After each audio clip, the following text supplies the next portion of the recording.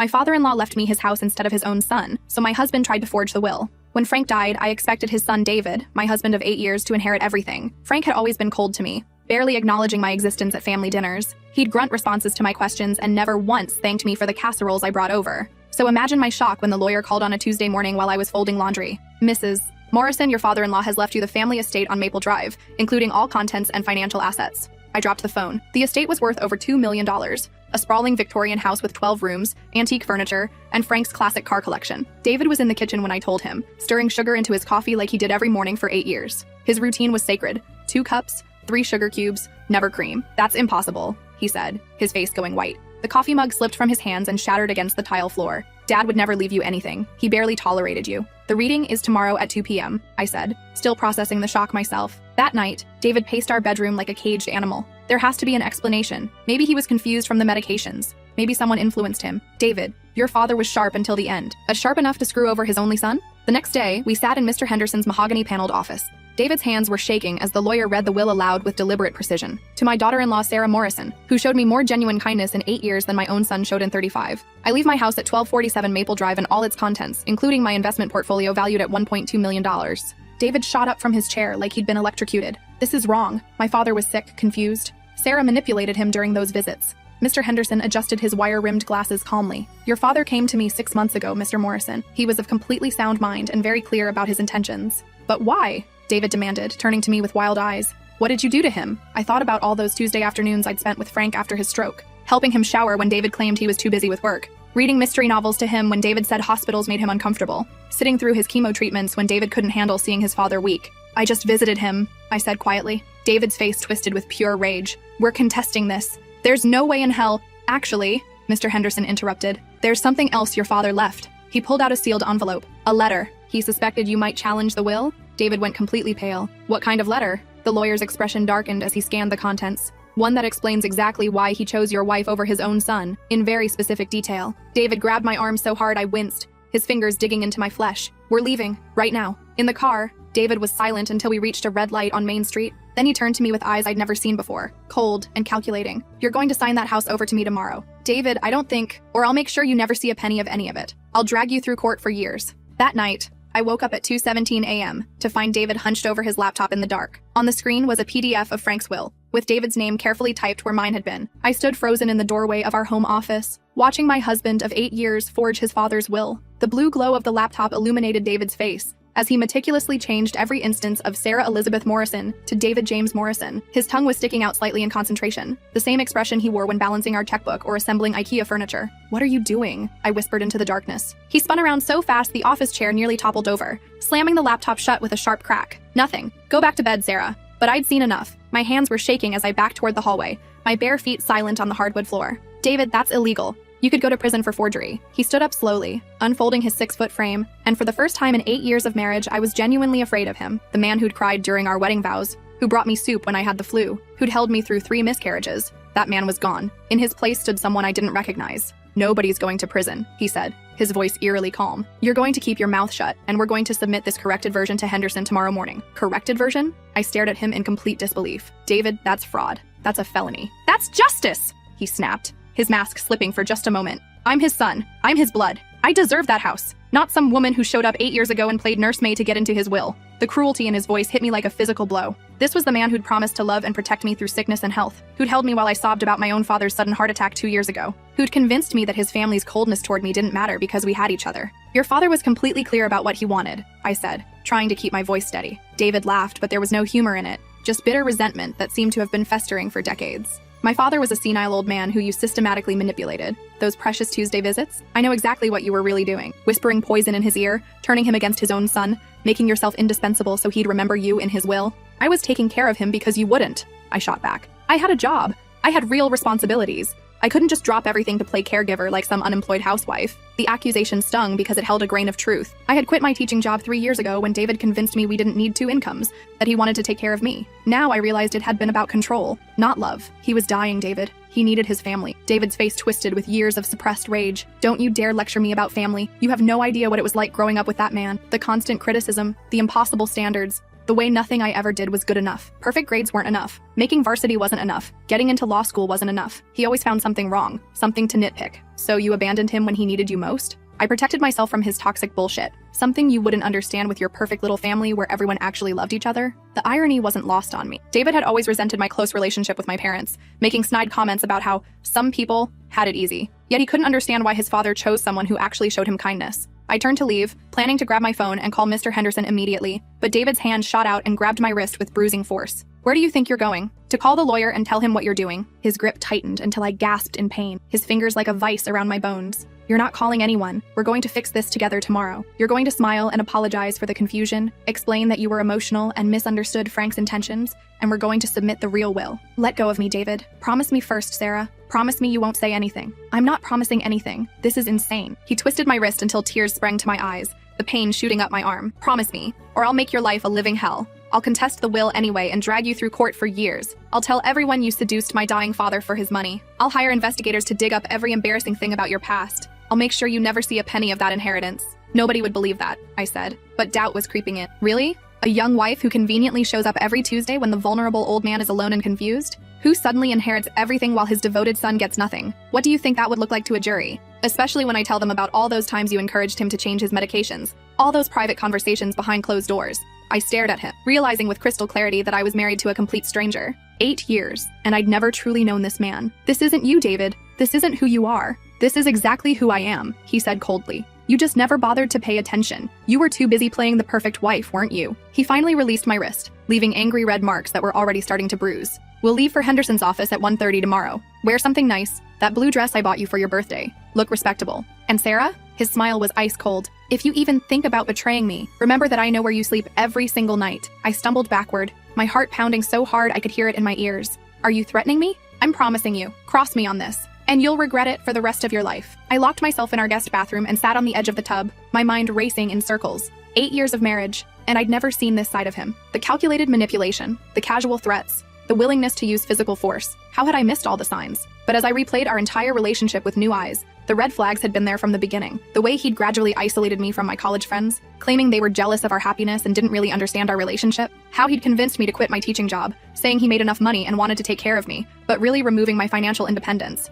The subtle criticisms disguised as loving concern. The way he'd make me feel guilty for wanting to visit my own parents, claiming I was choosing them over him. I'd mistaken control for protection, possessiveness for love. At 3:17 a.m., I crept out of the bathroom as quietly as possible. David was snoring loudly in our bedroom, the laptop closed on his nightstand like evidence waiting to be destroyed. I tiptoed to the kitchen and called the one person I trusted completely. Sarah? Jesus, it's 3 a.m, my sister Emma answered, her voice thick with sleep. What's wrong? I need help, I whispered, then explained everything. Frank's will, the inheritance, David's forgery, his threats. Pack a bag right now and get out of there, Emma said immediately, all traces of sleepiness gone. Come to my place. We'll figure out the rest tomorrow. I can't leave. If I disappear tonight, he'll know I'm planning to expose him. He'll have time to cover his tracks, maybe even destroy the evidence. Then what's your plan? I looked toward our bedroom where my husband was sleeping peacefully, probably dreaming about his $2 million inheritance. I'm going to beat him at his own game. The next morning, David was unusually cheerful at breakfast, humming while he made his coffee with that same precise ritual. 2 cups, 3 sugar cubes, never cream. He even made me scrambled eggs,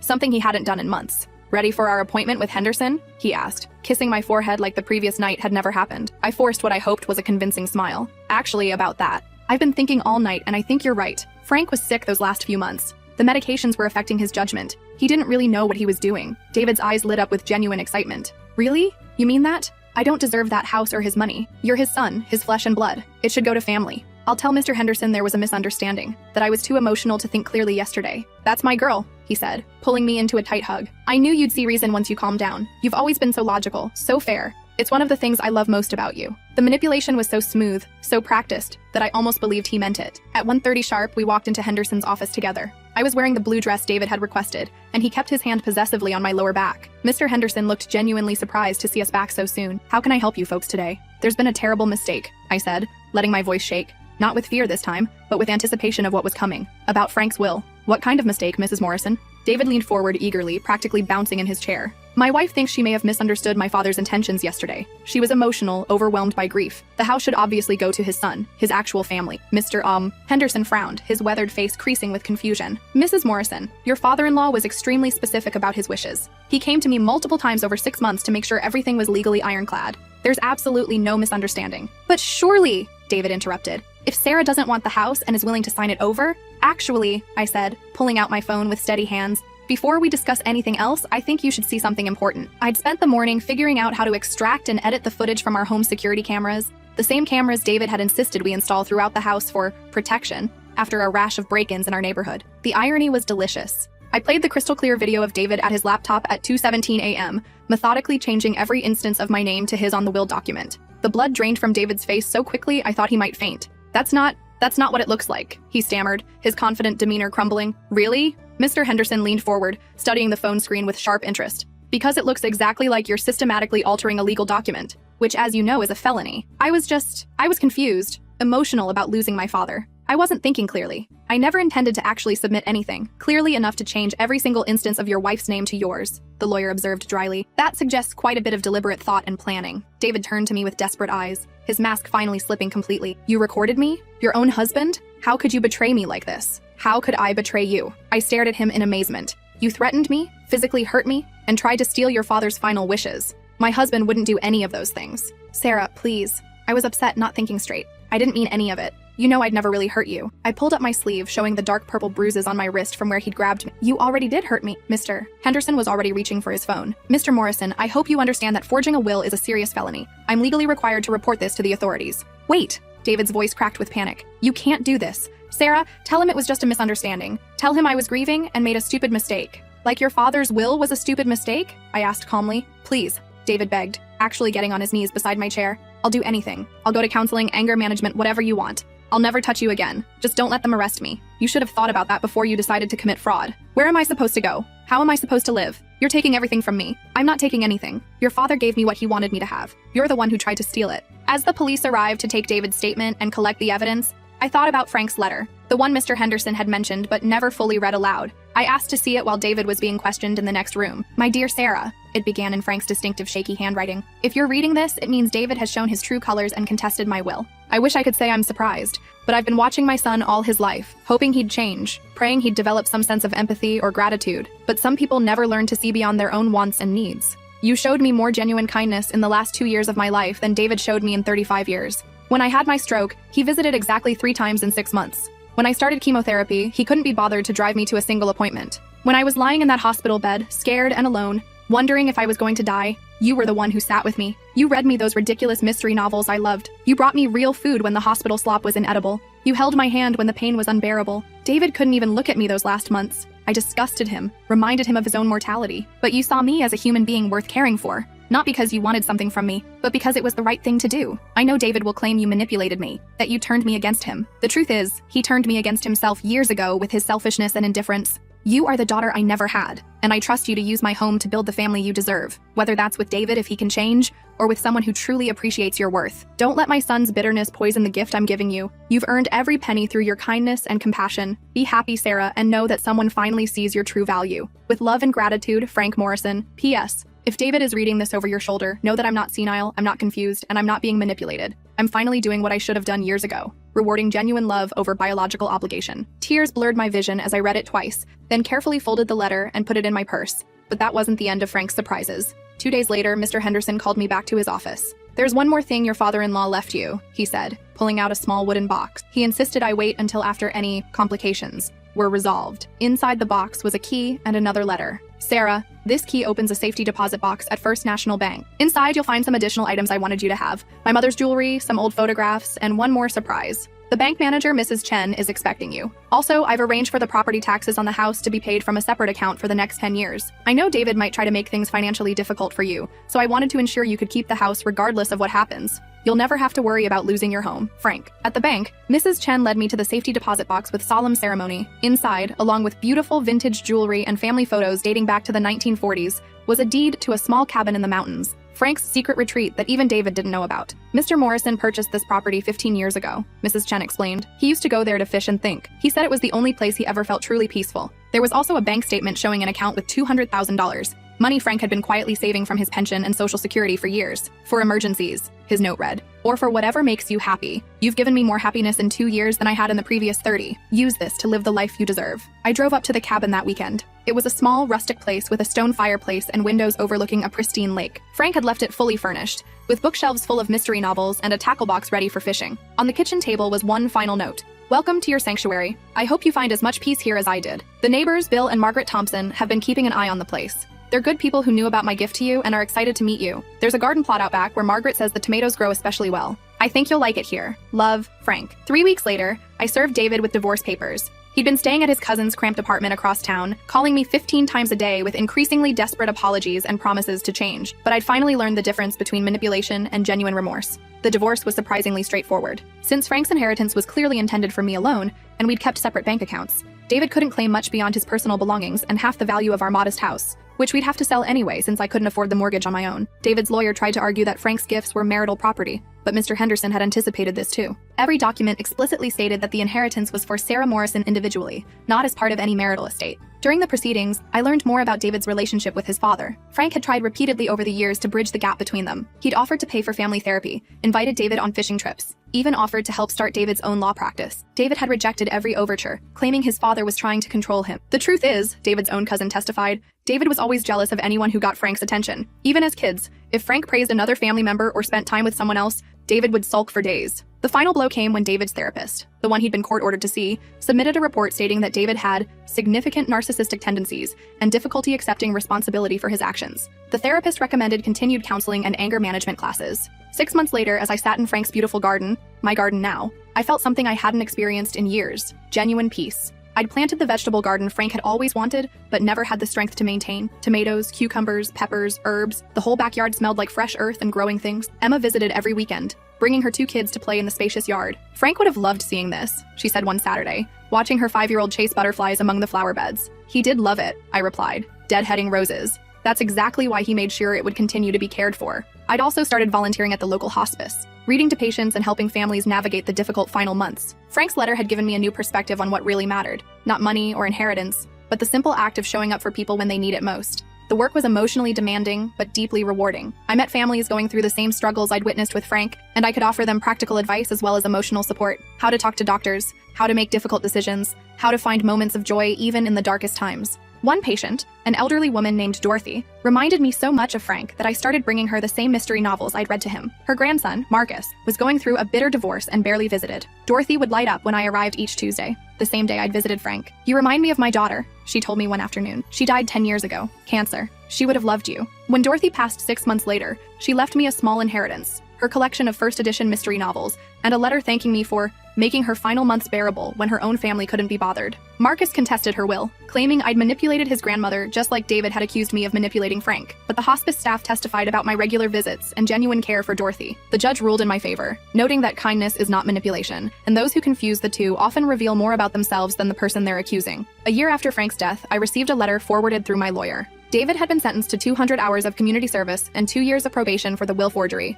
but avoided jail time due to his previously clean record and what the judge called genuine remorse. He'd moved to Denver and started working for a nonprofit law clinic helping low-income families navigate legal issues. "Sarah," the letter began in David's familiar handwriting, "I know I don't deserve forgiveness, and I'm not asking for it. I just want you to know that therapy has helped me understand what both you and my father saw that I was blind to for so long. I spent my whole life feeling entitled to things I never earned. Love, respect, inheritance. While you earned all of those things through simple human decency and consistent kindness, I was so focused on what I thought I deserved that I never saw what I was actually receiving. Working with families here who have so little but give so much to each other has been humbling. I met a woman last week who reminded me of you. She's caring for her husband who has Alzheimer's, working 2 jobs and raising their grandchildren, but she still volunteers to read to kids at the library every Saturday. When I asked why she does so much for others when her own life is so difficult, she said, "Because kindness doesn't cost anything, but it's worth everything." That's when I finally understood what my father meant when he called you the daughter he never had. You have something I never learned but I'm trying to develop. The ability to love people without expecting anything in return. You cared for him because he needed caring for, not because you wanted something from him. I hope someday I can become the person you thought you married, even if it's too late for us. You deserved so much better than the man I was, and I'm trying to become someone who could be worthy of the love you showed my father. I hope you're happy in the house. Dad would be proud of what you're doing with it. I drive by sometimes when I'm in town visiting my cousin, and seeing the garden in bloom and the lights on in the evening makes me smile. It looks like a home should look, warm and alive and loved. With sincere regret and hope for your happiness, David P.S. I'm in therapy twice a week now and working with a sponsor through a program for people with control issues. I'm learning to take responsibility for my actions instead of blaming others for my problems. It's hard work, but necessary work. I read the letter twice, then filed it away without responding. Some bridges once burned don't need rebuilding. But I was glad to know David was getting help and trying to change, even if it was too late for our marriage. Instead of dwelling on the past, I spent that afternoon planting a memorial rose bush in Frank's honor, next to the wooden bench where we used to sit together during those Tuesday visits. The roses were the old-fashioned kind that smell like heaven, Frank's favorite variety that his mother had grown in this same garden decades earlier. Sometimes I still sit on that bench in the evenings watching the sunset and telling Frank about the renovations I'm planning, or the book I'm reading, or the new patients I'm meeting at the hospice. I like to think he can hear me, and I know he's proud that his final act of love couldn't be forged, stolen, or corrupted by his son's greed, only honored by someone who understood that inheritance isn't about blood relations, but about the family we choose to create through our actions. The house feels alive now in a way it never did when Frank was declining and David was absent. I've opened up rooms that had been closed for years, filled them with light and laughter when Emma's family visits, turned Frank's sterile study into a cozy reading nook where I can curl up with those mystery novels, the same ones I used to read to him. I also discovered Frank's workshop in the basement, filled with woodworking tools and half-finished projects. He'd been building a rocking chair, probably for the grandchildren he'd never had. I'm taking woodworking classes now to finish it, along with the birdhouses and garden benches he'd started. Working with my hands in his space feels like a conversation across time. Every Tuesday, I still think of Frank, not with sadness, but with gratitude for the unexpected gift he gave me. Not just financial security, but the knowledge that kindness is never wasted, even when it seems unnoticed. He saw everything, remembered everything, and in the end, he made sure that love won over entitlement. Last month, I got a call from Marcus, Dorothy's grandson who had contested her will. He was calling to apologize. I found some letters my grandmother wrote but never sent, he said. All about you, about how much your visits meant to her, about how you reminded her of her daughter. I was angry and looking for someone to blame for my own guilt about not visiting more. I'm sorry I put you through that legal mess. It's okay, I told him. Grief makes people do things they normally wouldn't. She really loved you, he said. And reading her letters, I can see why. You gave her something I couldn't. Your time and attention without wanting anything in return. These days, I split my time between the main house and Frank's mountain cabin. The neighbors, Bill and Margaret Thompson, have become like surrogate grandparents. Margaret taught me to can vegetables from the garden, and Bill showed me the best fishing spots on the lake. They tell me stories about Frank's visits over the years, how peaceful he seemed here, how he talked about wanting to share this place with someone who would appreciate it. He said he was waiting for the right person, Margaret told me one evening as we sat on the cabin's porch watching the sunset. Said he'd know them when he found them. Guess he found you.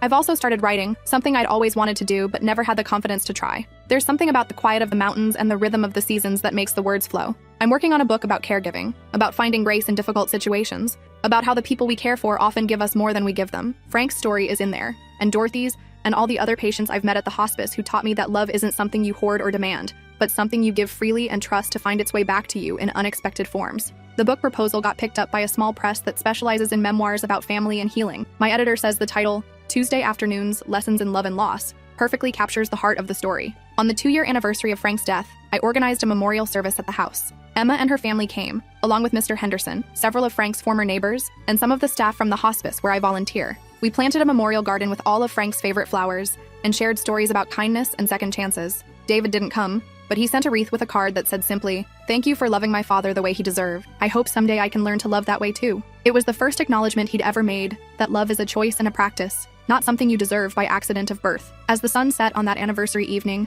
I sat on Frank's bench surrounded by the people who had become my chosen family. Emma's children playing in the garden, Margaret and Bill sharing stories, Mr. Henderson quietly reading one of Frank's mystery novels. This is what Frank had envisioned when he left me his home. Not just a building, but a gathering place for love and laughter, and the kind of ordinary moments that make life extraordinary. The house is mine now, legally and completely. But more importantly, it's become what Frank always hoped it could be. A place where kindness lives and grows, where people are valued for who they are rather than what they can provide, where every Tuesday afternoon is a reminder that love freely given always finds its way home. That's a legacy worth inheriting, worth protecting, and worth passing on to the next generation, who will understand that the most valuable things in life can't be forged, stolen, or demanded, only earned through the simple, revolutionary act of showing up for each other when it matters most.